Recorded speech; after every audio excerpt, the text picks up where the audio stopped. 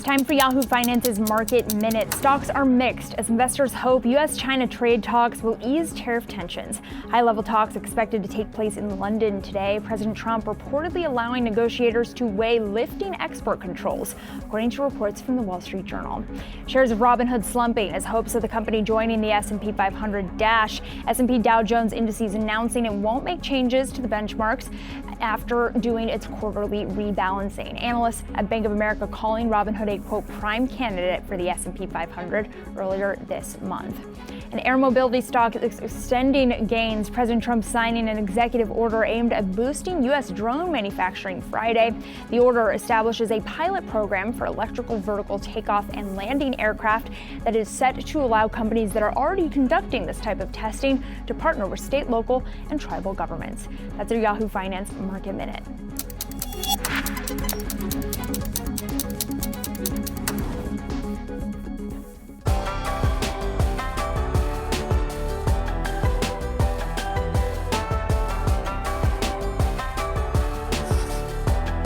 Welcome to Wealth, everyone. I'm Brad Smith, and this is Yahoo Finance's guide to building your financial footprint. Our community of experts will give you the resources, tools, tips, and the tricks that you need to grow your money. Hey, on today's show, getting retirement ready. We discuss how emotions impact your savings strategies and summer travel trends. We'll talk to the CEO of Priceline about tips for vacations and how to discuss how travelers are using a trend dubbed Townsizing to save big. Plus, preparing your home for an above normal hurricane season. We'll talk about policy limits, deductibles, and how potential federal funding cuts could impact the U.S. All that and much more during today's show. But first, let's take a look at some of the market action as we do. 90 minutes into the trading day. Stocks mixed to start the week as investors await more details on trade talks. Joining me now, we've got Tom Bruce, Tanglewood Total Wealth Management macro investment strategist. Great to have you here with us. Just first and foremost, as you think about some of the allocation strategies that you're hearing from investors right now, what really stands out? Good morning. Thank you for having me. At Tanglewood, we always believe in a healthy mix of asset allocation. So during uncertain times like these, investors can lean on one area of the market, whereas other areas worked very well last year. For example, this year, one of the positions we've been in is international stocks, which have performed phenomenally well. And we've been overweight gold, which has also had a very good year. Last year, it was the opposite story, right? Gold did well, but last year's U.S. stocks that were the ones outperforming. So, it's hard to call in advance which one's which particular asset class is going to have a breakout year. But that's why we stay invested in all of them to some degree. The allocation may shift when we go overweight or underweight one asset class, but it's always good to have a portfolio that consists of many different diversified assets. And so as you're thinking through some of the diversification and portfolio strategies right now, where are you kind of recommending a specific level of balances in equities versus bonds and even some of the other commoditized assets as well? Yes. Well, we've been neutral lately on our allocation between U.S. and international equities. International has done very well, but we feel like U.S. In the long run stands outperforming because the U.S. is really, that's the source of innovation in the global economy. So over the next year, anything can happen, but over the long run, it's probably going to go back to the U.S. Now, looking outside of stocks, fixed income, we're lower duration right now. We don't like what we saw in early April with the long end of the curve and the 30-year rising, about 5%. The 10-year rising at 4.6. Those aren't levels that are scary, but the speed at which they got there and the reason they got there was concerning to us. So we've been on the short end of the curve, below 10 years. And beyond that, gold, we still have a high allocation to that. We're at our maximum allocation, actually.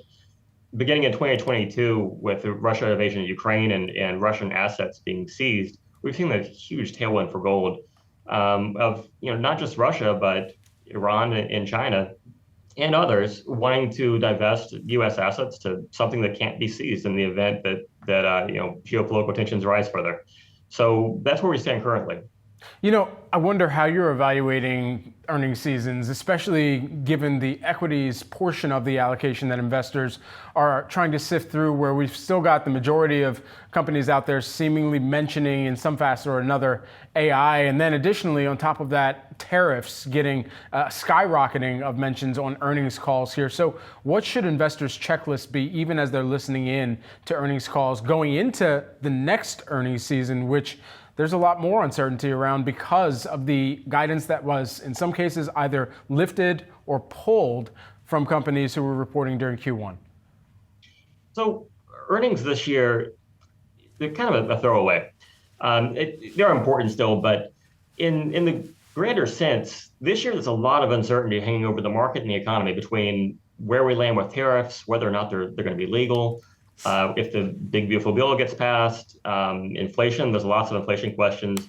Housing has been iffy. So for this year, it's really hard to say. I wouldn't pay too much attention to the next earnings report because of that. There's just too much uncertainty. Longer term, though, there's a lot of, the way we're looking at this, there's a lot of great things on the horizon for 2026. 2025 may not be the best year for equity investors. 2026 is looking a lot more constructive, though.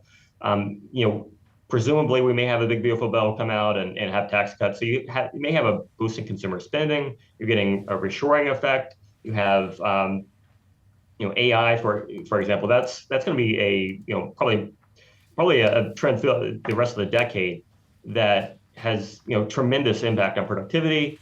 So you'll see margins expand. It's 2026 and beyond is looking very, very good right now. So I would say you get through 2025 and 2026 seems like it is going to be a brighter on the horizon. Tom, thanks for taking the time here this morning. Appreciate it. Thank you. Appreciate you having me. Now time for some of today's trending tickers. We are watching AMD and Intuitive Surgical. Joining me now, we've got the co-host of Market Domination, Josh Lipton. Josh, let's set the scene for folks. First with AMD here. AMD's price target raised to $120 a share from $100 at Citi. This is ahead of the company's Advancing AI Day. The firm expects the chip maker to launch its latest AI product later this week and highlight some new customers. Overall, analysts expect positive catalysts for AMD heading into the second half of the year, highlighting where the chip maker has some advantages over NVIDIA potentially here, Josh. So the interesting about this note, Brad, was they find a lot of good stuff potentially coming for Lisa Su's company, right? I mean, you read through this note. First of all, I thought it was interesting. They highlight, hey, it's not just Apple. They're not the only ones with a big tech event this week, right? This is going to be the Advancing AI Day on June 12th. They expect AMD to launch its latest AI product, highlight new customers, maybe some AWS, maybe even potentially OpenAI. That would be exciting. They argue AMD does have a few advantages over NVIDIA. I thought this part of the note was really interesting. They argue AMD's latest AI product will feature more HBM. They're referring there to high bandwidth memory versus NVIDIA's B200 series with substantially lower pricing. Then they talk about even some maybe positive surprises coming up, Brad. They tell their clients about the AI business should ramp, for instance, in the second half of the year. AMD's Xilinx business, they said, should recover. All sounds very exciting. But at the end of the day, they do reiterate a neutral on this one. So they did raise their target, as you noted, to 120, but they stay on the sidelines. How come? Well, one reason is they tell clients, quote, we would like more details on AI gross margins and revenue guidance. So they want more financial details, more insight, more info before they would get more bullish. Yeah, shares moving higher right now, 4%. Yep. We'll be watching to see what the announcements are. Plus, we mentioned Intuitive Surgical. Let's get into that one. Getting a downgrade to sell from hold at Deutsche Bank, citing, quote, significant risks to the company's instruments and accessories business here. Taking a look at shares down right now by and just shy of 7% right now. Yeah, they get slashed to a sell over there at Deutsche Bank. So they're no longer fans. They're not even on the sidelines. They say we expect a growing number of Intuitive's customers to explore adoption of remanufactured instruments, given the potentially significant profitability gains. They say about 46% of Intuitive's U.S. I&A revenues would be at risk of encroachment by these third-party remanufactured devices. When is this going to be potentially a problem, Brad? Deutsche Bank's telling their clients, our model assumes no material impact in 26, but steadily increasing headwinds in 27 and especially 28. So they do go to a sell. They do slash their target, by the way, to 440. Now, most on the street are actually still bullish on the name. They like this name. There are only two sells, But as we know, that does not mean they're wrong. Yeah, they say within this, about 46% of Intuitive's U.S. INA revenues would be at risk of encroachment by third-party manufactured devices. Not what you want to hear. No, not at all. Josh, thanks so much. You got it. You can scan the QR code below to track the best and worst performing stocks of the session with Yahoo Finance's trending tickers page. We're getting insight into how American households are feeling about inflation, jobs, and their finances with a May survey out of the New York Fed. Yahoo Finance's Ali Canal joins us now with the latest insights. Ali, what do you know? Hey, Brad. Well, there's some encouraging news to this report. According to the New York Fed's latest consumer survey, inflation expectations are cooling. Consumers now see prices rising 3.2% over the next year. That's down 0.4 of a point from April. Expectations also dropped slightly for the 3- and 5-year outlooks. Now, that pullback in pricing pressure comes as households are also feeling slightly better about the labor market. The average American now sees a lower chance of losing their job in the next year, with that probability falling to just under 15%. And more people believe they'd be able to find a new job quickly if they had to, especially among lower income groups and those without a college degree. Wage growth expectations ticked up slightly, but remain below last year's average.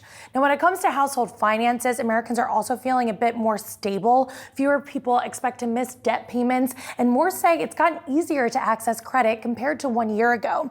Still, there are some signs of caution. The median expected growth in government debt, that jumped to 5.4%, the highest since January as Trump's tax bill continues to make its way through Congress. Plus, fewer people expect interest rates on saving accounts to rise, and a belief in a stronger stock market remains weak. But overall, a small step in the right direction here for household confidence, Brad. All right, Ali, thank you for breaking these findings down for us. Coming up, why one expert says your emotions can affect how much you save and how you save for retirement.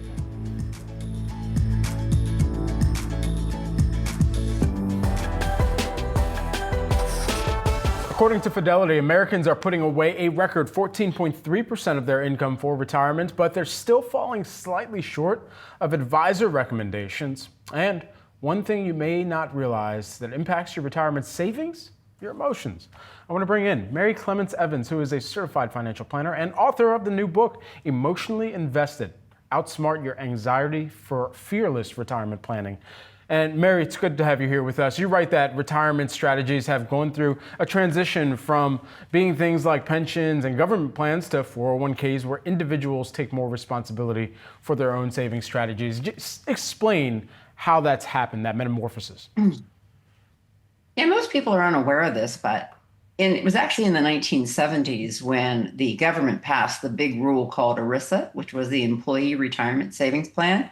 And one of the things that they put in there, it had good intentions, was to make sure that companies had fully funded the pensions so that they would have enough money to pay out the pensions when people retired. So good idea. Now we go into the 80s and companies are in trouble. The economy is sinking. The revenue is down. The income is down. According to Wall Street on a quarterly basis, is getting more difficult, and they were looking for ways to cut expenses. Well, what ERISA didn't realize is the companies didn't have to do a pension plan. They chose to do it.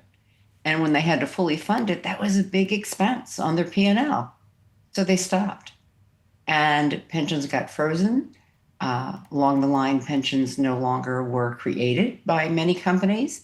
And the employee had no idea. And they really didn't understand the impact. And so you write that most savers fall into two groups, FOMO and FORO. So what makes someone a FOMO saver? Let's start there.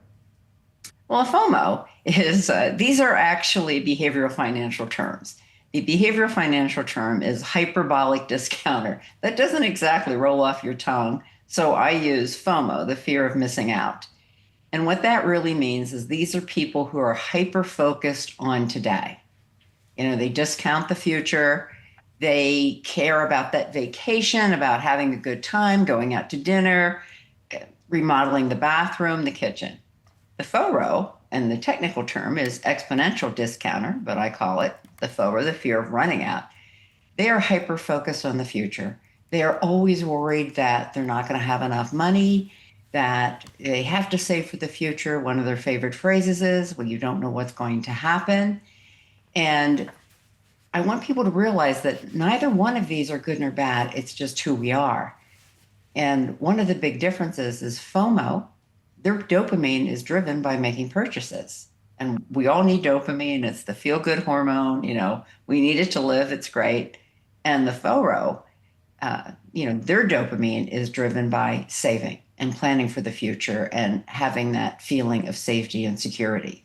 And so what should your checklist be in choosing a financial professional that kind of fits that emotional saving strategy, like FOMO or FORO or some combo of that?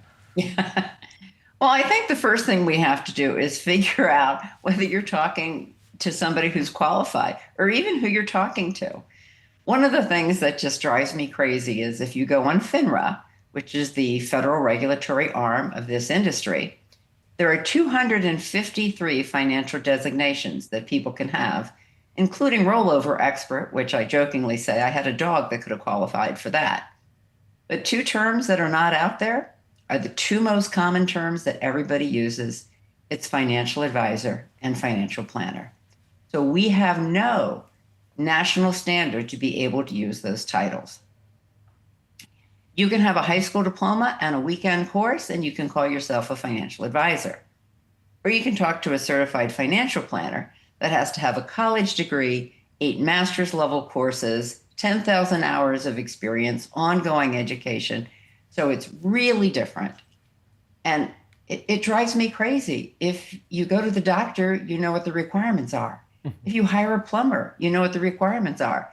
If you have a teacher, you know what the requirements are. Financial advisor, financial planner, you have no idea. And so you have got to start to figure that out. What are the biggest... For me, that's step one. Certainly. So within all of this, what are the biggest savings mistakes that you see people making due to emotions? Avoidance. The biggest problem we have is we don't talk about money. We don't talk about it to our friends and family. We don't talk about it to our spouse. We don't talk about it to an advisor. And why is that? Well, it's because we feel shame. And why do people feel shame? Because we've shamed them. We've told people in the big lie that this is so easy, you can do it yourself. And that we make them feel stupid, we make them feel embarrassed, and nobody's going to start talking about it under those circumstances. And so we have to change that. Mary, thanks so much for taking the time here with us today. All right, thank you so much. Coming up, the top travel trends heading into summer. We have the surprising shifts in popular destinations and tips to help you save. That's next on Wealth.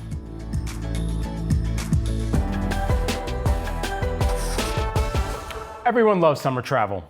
With Americans specifically, 27% say that they would rather give up coffee for life than give up traveling, according to a Priceline survey. As the outlook for inflation remains uncertain, many are choosing a new trend called Townsizing. Joining us now to explain this phenomenon and much more, we've got Brett Keller, the CEO of Priceline. Brett, good to have you on the program here with us, and thanks for taking some time with Yahoo Finance. Let's just talk about that term Townsizing, because honestly, this is the first time I've heard of this. What exactly are you seeing in the data over at Priceline? Yeah, this is actually it's a term our research team here coined when they noticed some trends really popping here over the last year. Consumers continue to look for new experiences and new ways to travel. And not surprising here in the U.S. with big markets and big cities really drawing a lot of attention for events and other activities this year, a number of consumers are looking for quieter destinations. And so they're looking to have a real hometown experience, since they're looking for smaller markets across the U.S. to travel to and spend their money and find a little more relaxation and just chill out.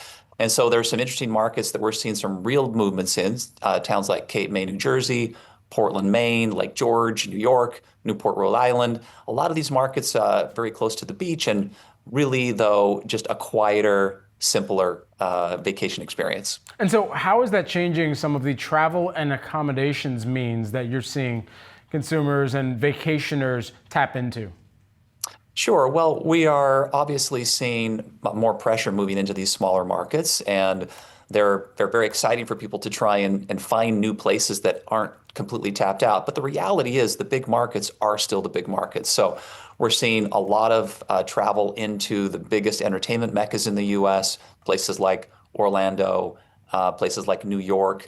And the West Coast has been very hot coming into the summer, everything from Los Angeles, San Francisco, Seattle, San Diego. And so we're seeing the big markets continue to rise, but also these smaller markets taking a lot of the pressure off some of those markets. What are you seeing in the propensity of consumers who are still making sure that they are vacationing over the course of this summer relative to previous years?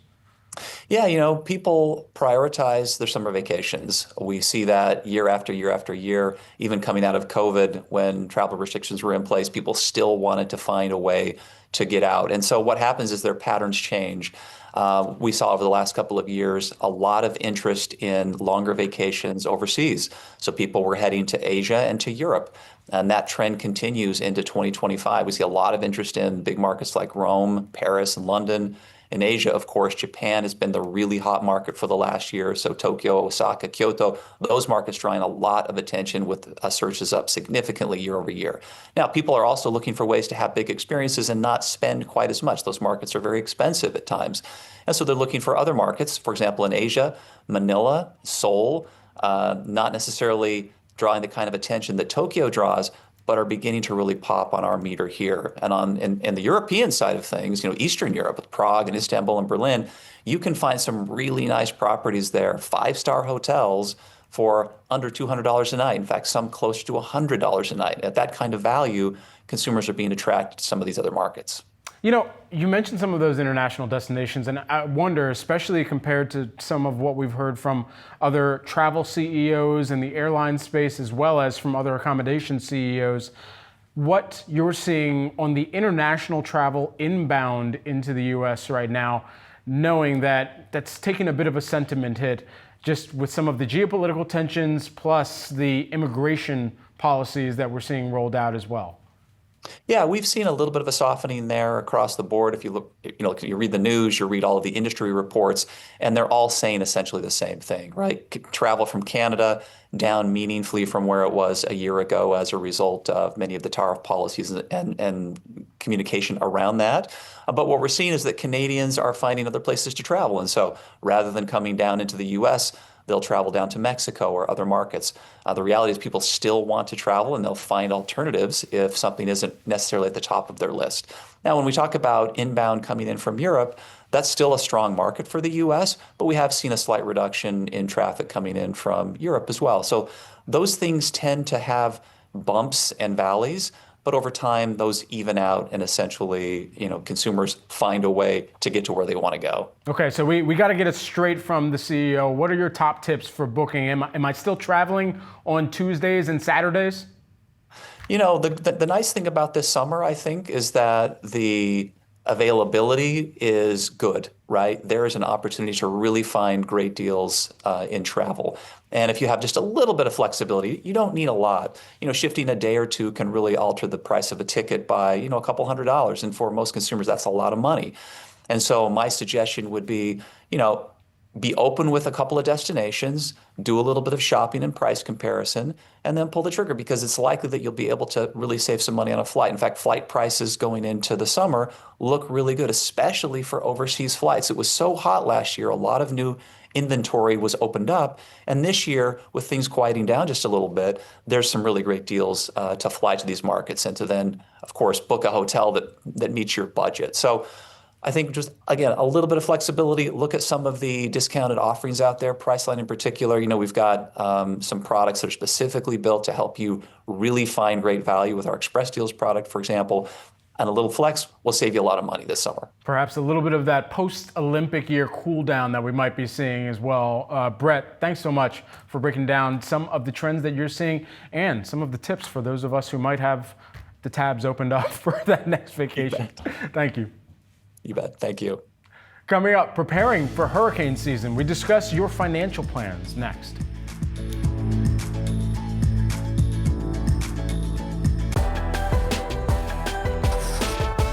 The National Oceanic and Atmospheric Administration, known as NOAA, is predicting a 60% chance of an above-normal hurricane season.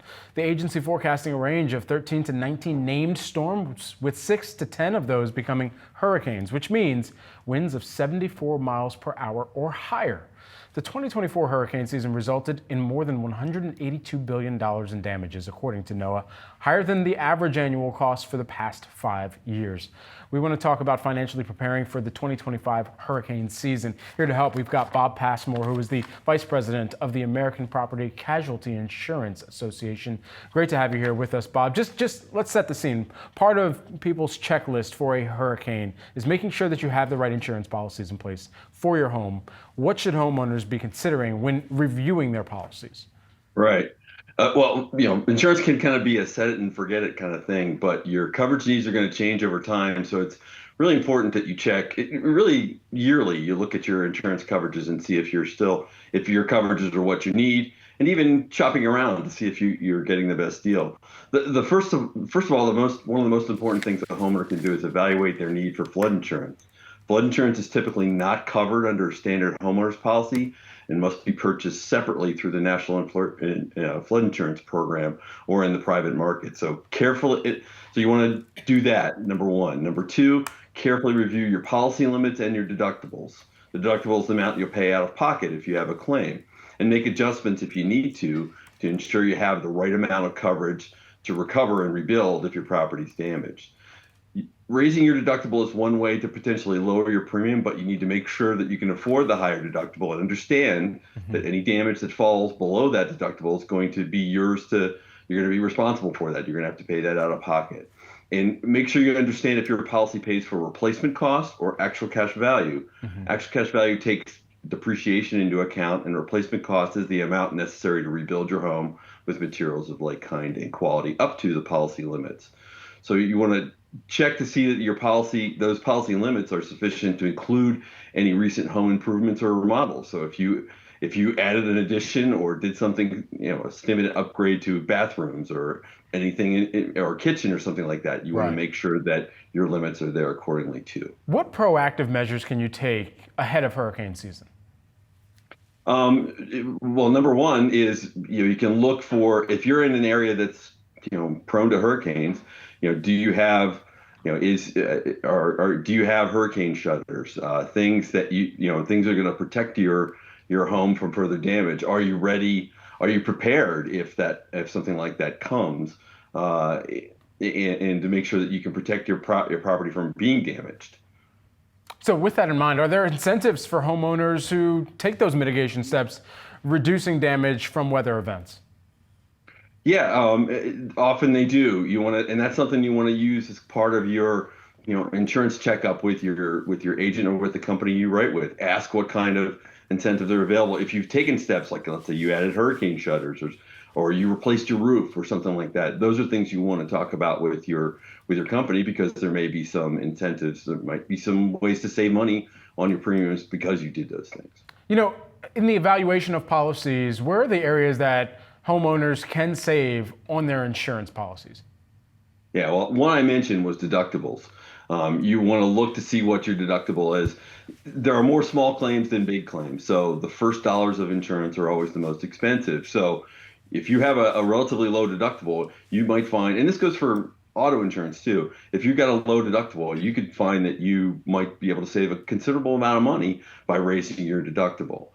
Again, the caveat to that is making sure that you're prepared. So if you have a claim, that you're prepared to pay that amount out of pocket, because you'll need that for the repairs. Bob, thanks so much for taking the time here with us to break this down ahead of what is expected to be a very busy hurricane season. Thank you. All right, you're welcome. Thanks. The average price of houses sold in the U.S. in the first quarter of the year was over $500,000. So can you afford that? It's a big question. Here to explain how much house you can afford, we've got Ross Mack, host of the Financial Freestyle podcast. Ross, good to see you. Let's start with this basic principle. How much money is recommended for Americans to spend on housing costs? What's the general rule of thumb here? Brad, my man, it's great to see you. So look, when you're talking about the general rule of thumb, right?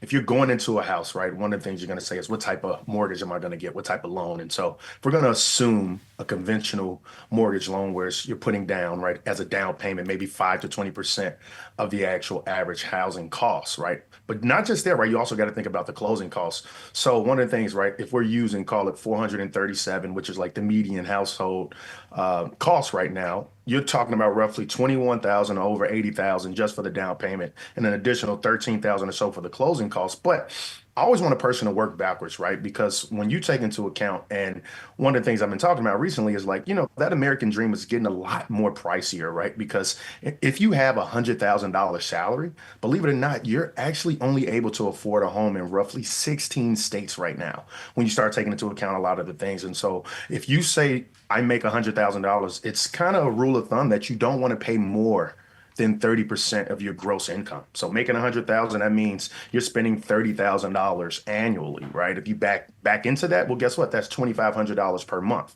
And now, right, when you look at that, there are a lot of other hidden costs that come with that, such as, private mortgage insurance, other maintenance costs, right?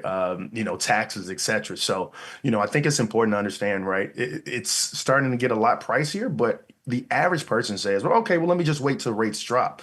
Well, guess what? You waiting to rates drop, prices are continuously rising, right? If you look at kind of what the median household price is today, first call it 5 years ago, right? In 2020, it's roughly 40% higher. And so what about all the extra costs that go into a home, insurance, maintenance, et cetera? Are those part of the 30% rule that we were breaking down?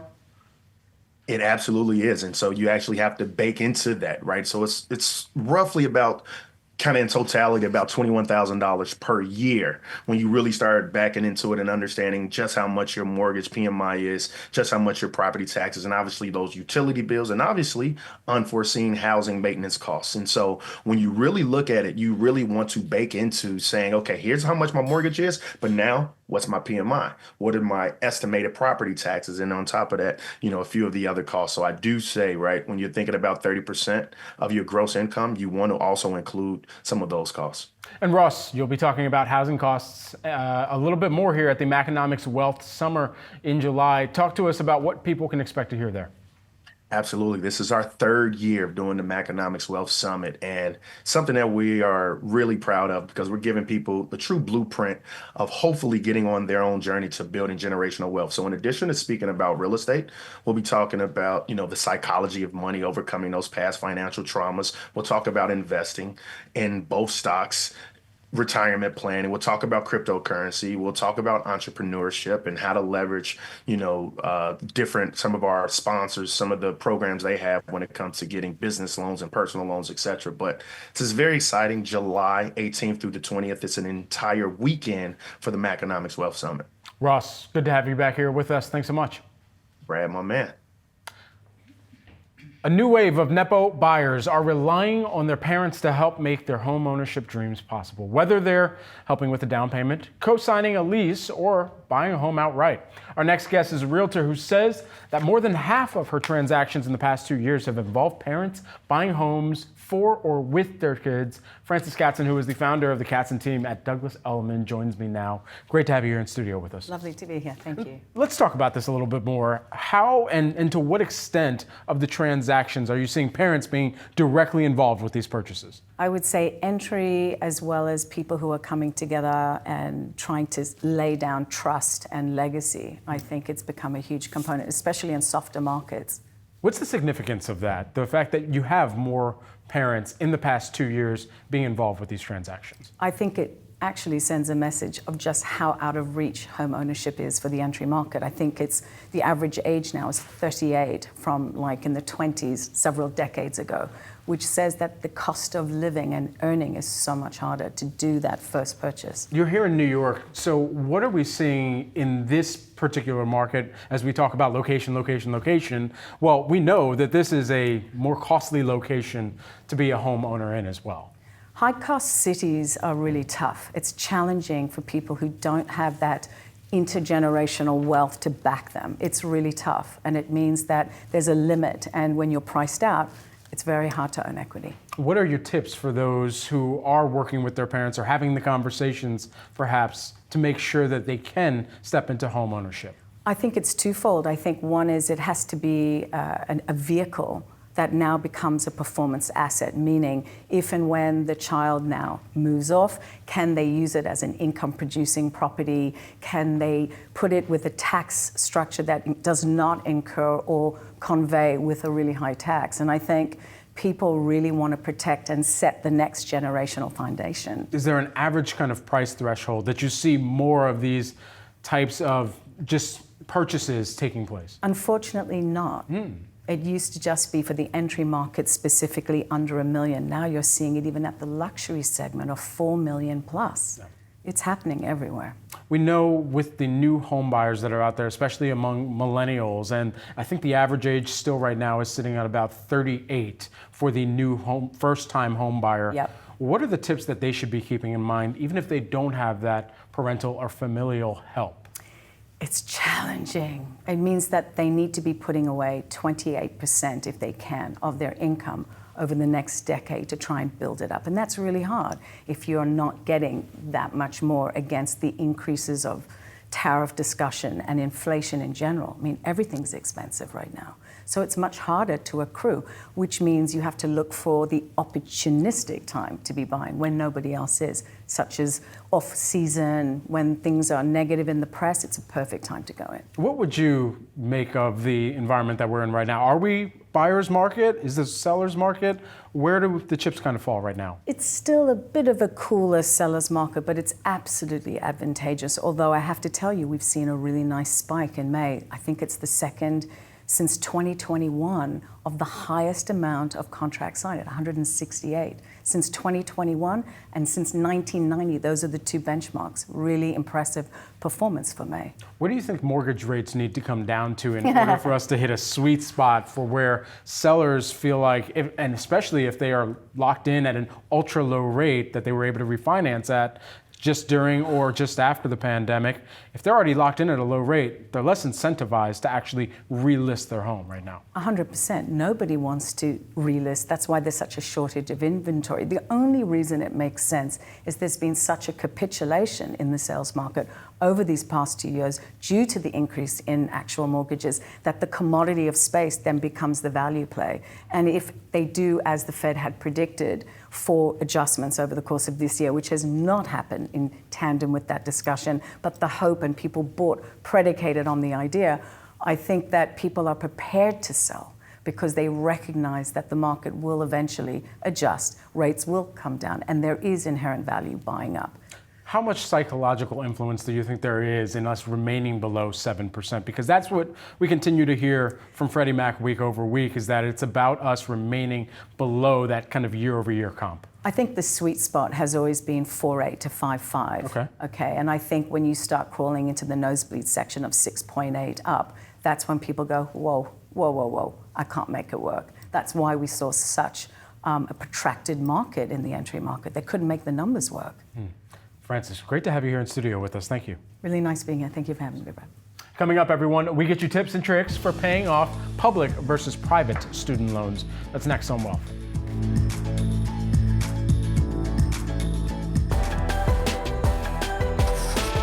Millions of high school seniors are taking the stage to receive their diplomas in the coming weeks. Many of them will be applying or already have applied for student loans. So what exactly are student loans? Like most other loans, customers borrow money and then pay it back in monthly installments with interest and fees. Only for student loans, the cash covers education expenses. A student can get loans from a private bank, those are private student loans, or from the federal government. For a federal loan, you can complete, and you should complete, the free application for federal student aid, or FAFSA, to review the aid that you're eligible for. Then consider the aid options provided to you from the federal government and approve the funding that is right for you. For private loans, you apply directly on a lender's website where they will usually do a credit check to assess your loan eligibility and decide on an interest rate. For more first-time borrowers, a co-signer is usually required and needed to qualify for funds to cover the cost of college. Once you're approved for a loan, the funds are dispersed to your school where they put the money to use on tuition, fees, room, and board. Any extra is given to you, which can be used to pay for other educational expenses you may have. Now, student loans, unlike most other borrowing options, offer a grace period before repayment, usually of 6 months. While student loans offer a grace period for repayment, you will usually eventually have to pay them back. Yeah, all week we're giving you everything that you need to know about paying back this money, and today we're breaking down the difference between paying off federal and private student loans. For that, we have Scott Buchanan, who is the Student Loan Servicing Alliance Executive Director. Scott, good to have you here with us. So let's start by explaining the difference between federal and private loans.